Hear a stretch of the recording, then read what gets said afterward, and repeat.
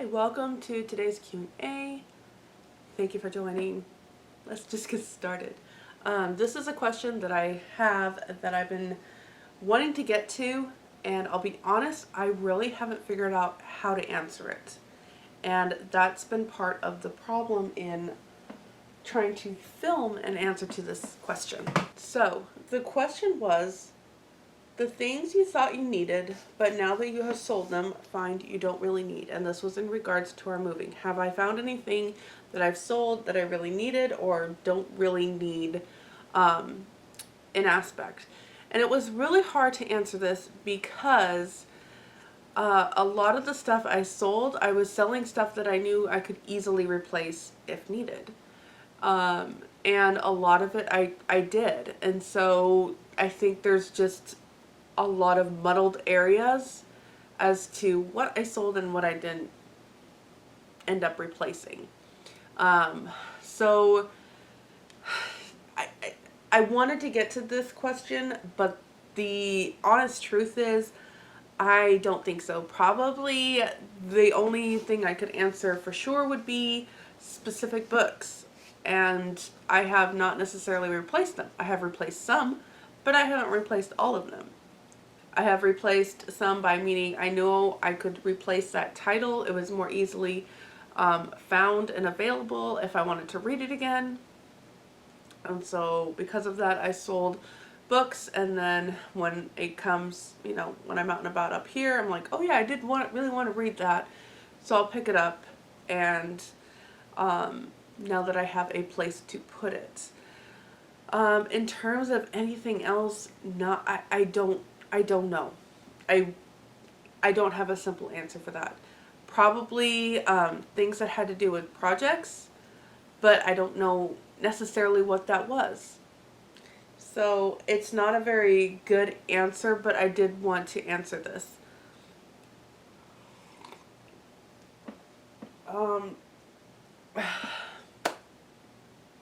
There you go.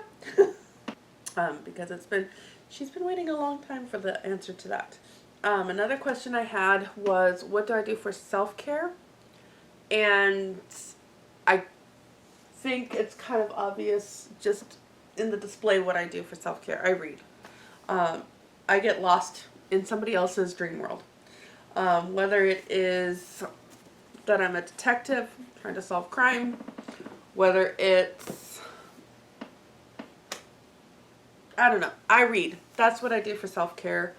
When I get home at night, or if I've had a really rough day, or I get to the point where I just physically cannot function anymore. I can't answer another question. I can't do anything with that. I will just come into my bedroom here, close the door, and sit and read. That's what I do. That's what I do for self-care. That's all I can think about. Another question I had was, will I be doing any more food pantry hauls? I don't know how to answer this. I don't know what my future is like. At this point in time, I don't foresee it in the near future. The food pantries up here in my immediate area kind of seem to run on a Friday schedule. A lot of them tend to be on a Friday or a Wednesday. I work, and usually in the morning, and I work mornings, Monday, Wednesday, Friday. There's been one on a Tuesday, like there was one today. Today is Tuesday. There was one today, and I was like, okay, it is about a 30-minute drive, and I really didn't want to make a 30-minute drive, but I was like, well, it'll be something. It can be helpful. However, I couldn't do it. I have one vehicle. My husband has his vehicle. He's out working wherever he is. I have one vehicle. I have a son that needed to be at work almost right in the middle of when the food pantry was running, from 10 to 11. My son needed to be at work at 11. And you need about an hour into the food pantry to do anything. So I was not going to compromise. And then again, he has to be at work at 11. I need 15 minutes to get him to work. I was not going to do that. I was not going to put myself in that really tight position. There is one on Thursday, and I was like, okay, that'll be great. I'll try for Thursday. However, it is one that I have already done, and it is a lot of processed foods that I know we just aren't going to eat. And so it's not worth it for me to go and get things that I will be trying to give away. So those are the ones that I've seen recently. The ones that I really, really like, again, are during the morning, during my work hours. My husband, I've gotten this, well, can you send your husband? Again, if it's Monday, Tuesday, Wednesday, sometimes Thursday, I cannot. He is working. If it's a Friday, he is home and is a pastor. But I can't do it on two reasons. One, it is one of those that you drive up, load in your car, and drive off. He only has a truck. There is no, the food will fly out. The seat in his truck, he could they could put it back in, he could drive somewhere, and he could load it. I'm not going to ask him to do that. My husband has a really hard time going through a drive-through and ordering food, or going through an ATM and withdrawing money. He is the kind to go inside and do something, and to ask my husband to go sit and follow a line of cars, not knowing how to do the process or anything like that, without doing it with him a couple of times, would be highly stressful for him. I'm not kidding when I say it. He has learned in the last year to order through a drive-through for something, but he struggles with that so much because he's never done it before. He never ordered drive-through food, ever. So it's only been in the last couple of years where he's had to do it going up to Canada and back from Indiana, that he has had to learn how to do that. And he still struggles with it. It's still just one of those things that if he can avoid it, he will. And I'm not going to put him in a position to have to do that. Would it be helpful? Yes. I don't think he'll also remember to get there in time. When he is studying and he is just getting into it, we leave him alone because he knows what he's doing and he's found his groove and he does it. And that is usually first thing in the morning because it's the most quietest. Again, food pantries are that way. I just don't think it's a season right now for us. And I'm not going to put that onto my husband. So it's been a lot of trying to figure out how to work with our budgets. There is a community garden right now, and that has been a big blessing to us.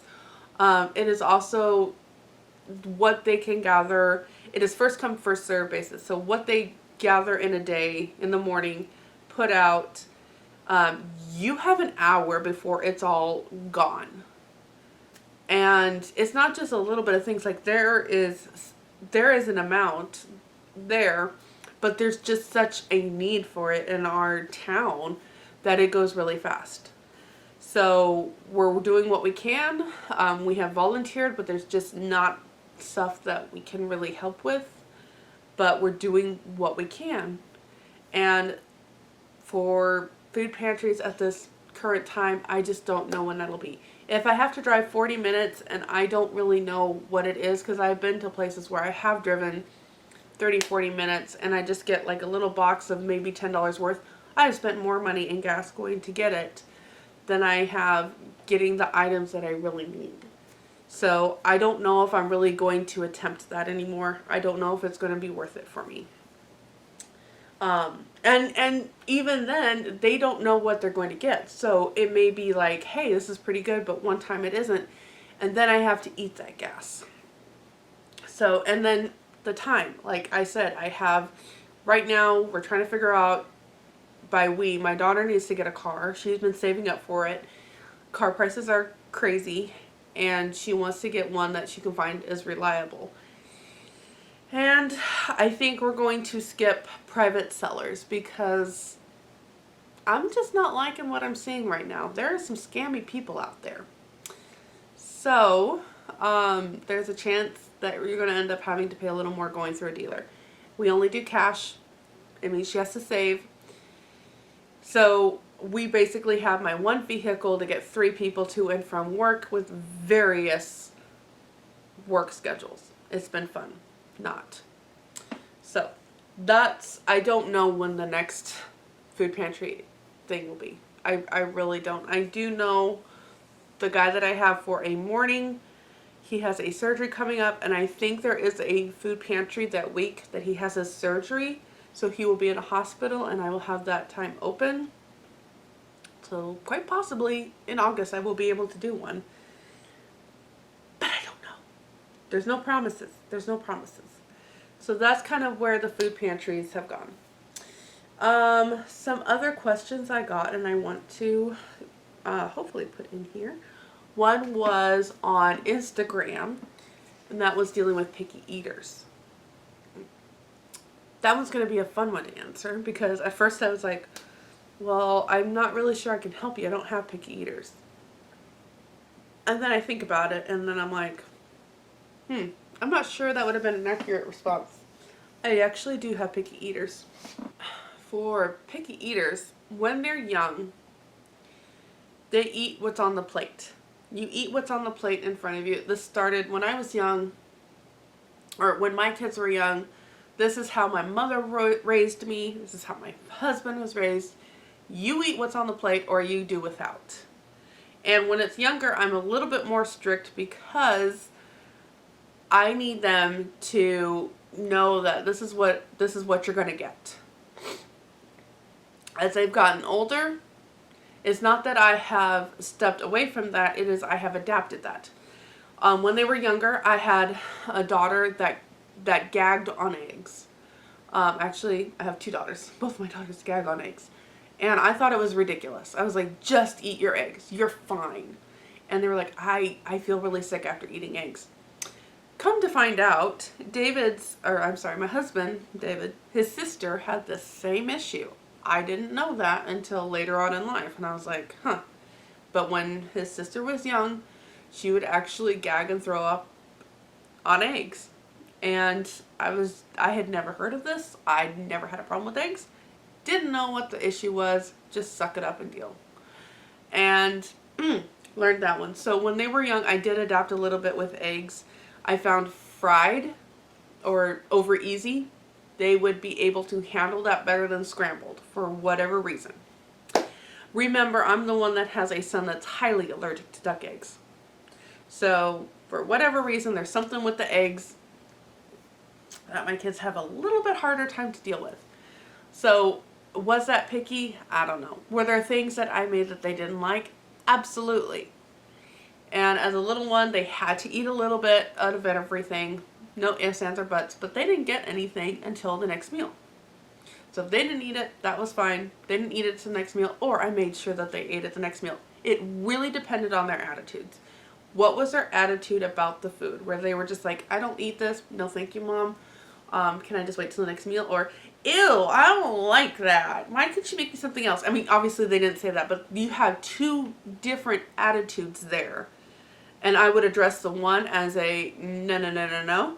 This is not how we do things. And another one as, okay, there was a little more respect in how you approach that. And they learn really quickly which one they can get away with.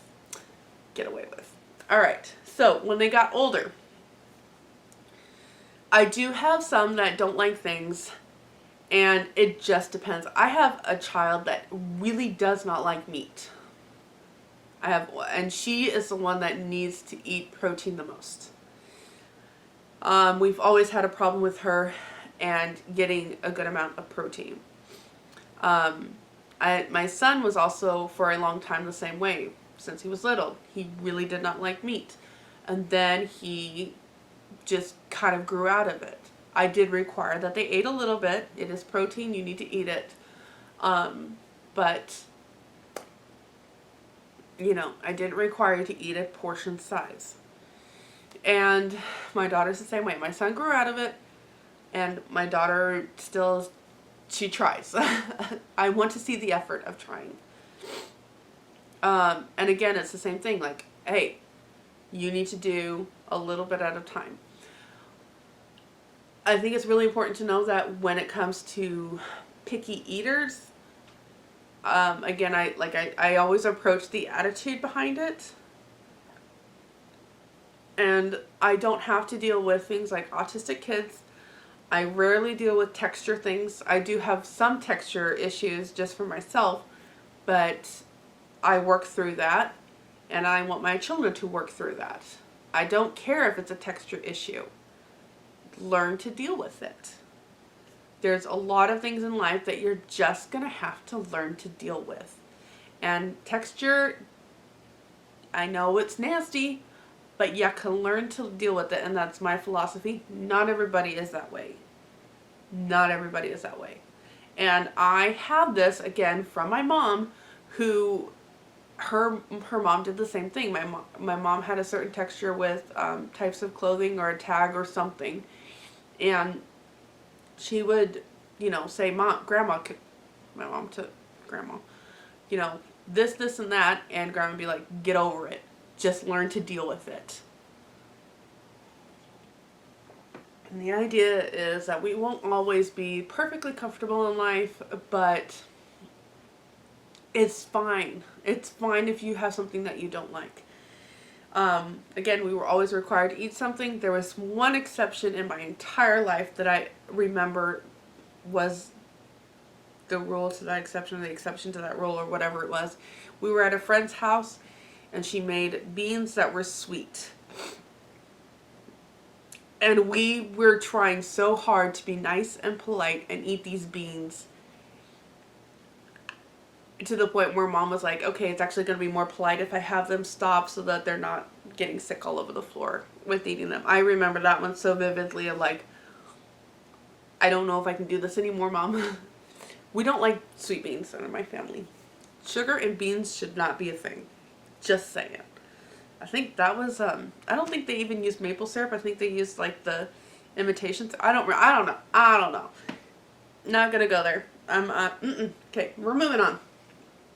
But they're always required to do something and learn to get over it. I don't care if it's a texture thing, and I show them with how I do things too. I have a texture for yogurt and Jello, and even ice cream. I have to suck it until it's almost a liquid to get it down. I don't do well with that. And so, but I want them to, and they know that. And so I eat it in front of them to show that, hey, we all need to just learn to do what is best for us. Good and healthy food may not have a texture we like, but we're still going to do it because it's good for us. It's a great lesson to learn for a lot of things in life. So I don't know if that's really helpful. I had a friend that required her kid to eat 3 bites of something. And the 3-bite rule is the first bite you always decide you're not going to like it. If you have something you're like, ew, that's gross, I'm not going to like it. The first bite you've already decided. The second bite you can kind of maybe, hopefully, take a little bit of a reflection on if you really do like it or not. And then the third bite, it's okay. Have you made it to the third bite? Can you keep going? No, you're still like, don't like this at all. Sweet beans. Okay, then she didn't require her kid to eat anymore. I would actually do 4. I always wanted one more, because honestly, for me, I think those first 2 bites you're just like, no. And then you start to evaluate with the next 2. Any more than that, then you got a stubborn kid going to try to fight you on this. No, I'm not going to like it. I'm not going to like it. I don't know if that's helpful. It just really is. At this point in time, if I make something that nobody likes, they don't want to eat it. I don't really know if that's being a picky eater, but you are required to eat what is at the table. You are not allowed to get anything additional. If you want to just do a helping of vegetables and not eat the main dish, that's on you. I do require a little bit if it has to do with protein, but just a little bit. And then you can wait till the next meal. I don't want to hear that you're hungry or you want snacks in between it. And now I've got teens that if they don't like it, they have money on their own and they'll just go buy something for themselves. That's on them. So hopefully that answers your question. I'm not really sure it will, but there you go.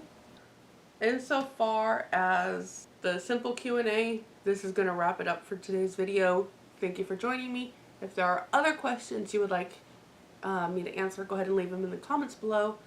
And if you have any help or suggestions for picky eaters, because I really don't think I could answer that one well, go ahead and leave them in the comments below. And I'll see you tomorrow with another video.